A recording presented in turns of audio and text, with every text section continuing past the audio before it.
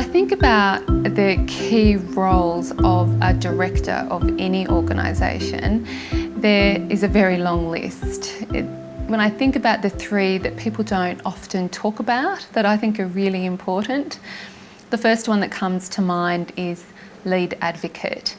You become a reputation driver for that organisation, and I know I constantly look for ways to advocate for my organisation, for the organisations I'm on the boards of.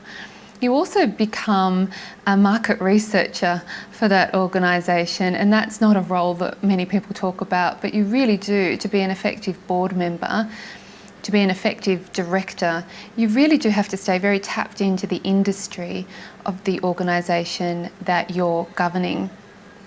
And the final one is really a culture driver and a talent selector. So we all know about the chair and CEO relationship, but all of the board directors are actually responsible for finding quality talent to lead and follow in their organisations. Key roles are understanding the information that's being provided to you and reading it and making sure that you're familiar with it before you go into the boardroom. The second part is to make sure you ask good questions so that if you don't understand something, you can also use that in terms of if you feel that perhaps the others around the table don't understand even the detail that you've arrived at, that you ask the right sort of questions so that it creates the discussion around the boardroom table. And the other really important piece is to be really collaborative with the rest of your board team. As a director, I think you bring a number of things to the role. For a start, most of the organisations I've been a director of have been in some form of technology. So whether it's been a university council or down to a biotech listed company and just about every rainbow spectrum in between. So they're interesting companies, they're full of really bright people, but they also are very sucked into their own way of thinking. And I think what a non-exec director, and particularly an independent one, brings is that ability to say, but hang on a minute, and to ask, why are we doing it this way, or why are we doing this at all? And if they can give you obviously a coherent answer, then that's great, but sometimes it makes them scratch their head and go, actually, yeah, I really don't have a good answer for that, and I need to go away and think about it as well. And the other thing I think that's really important is that you bring governance to the role that is separate to and from management. And I have had an experience once where the governance questions I thought were inadequate, or my questions and their answers were inadequate to my questioning about transparency of a key person's expenses. And interestingly, I left after a fairly big row with the rest of the board and the chairman, and a few months later they employed a new CFO who currently resides in jail.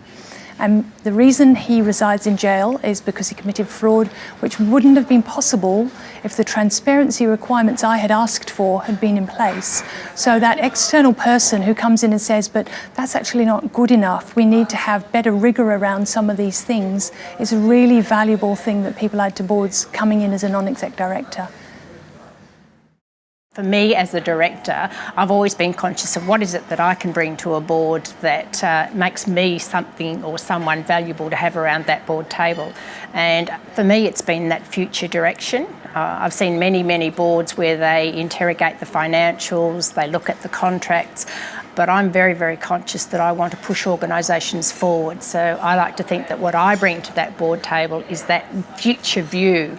Where is the future business coming from? Where are the future customers coming from? So that's certainly something for me. The other one that I think is needed around the board table these days is an understanding, not so much of risk management. I mean, all boards talk about risk, but very few of them actually understand risk appetite and how much risk do they want to take on as a board. And I think that's a whole discussion that many boards don't look at today. So they're probably two big ones. And the third thing I think that boards struggle with sometimes is the dynamics around a board table, particularly where they don't look at diversity in its true sense, because they often end up with many people who have the same leadership style, maybe they have the same background, the same technical expertise. So they're starting to think the same rather than getting that diversity of opinion. The number one role for being a director is actually about governing, not managing that business. The second thing that I think is really important is to be able to focus on strategy and risk management. And then probably the most important of the soft skills, as we might say, is influencing. Boards are collective, it's about coming to a decision together, and it's about influencing all the stakeholders. Get those three, you'll be a pretty good director.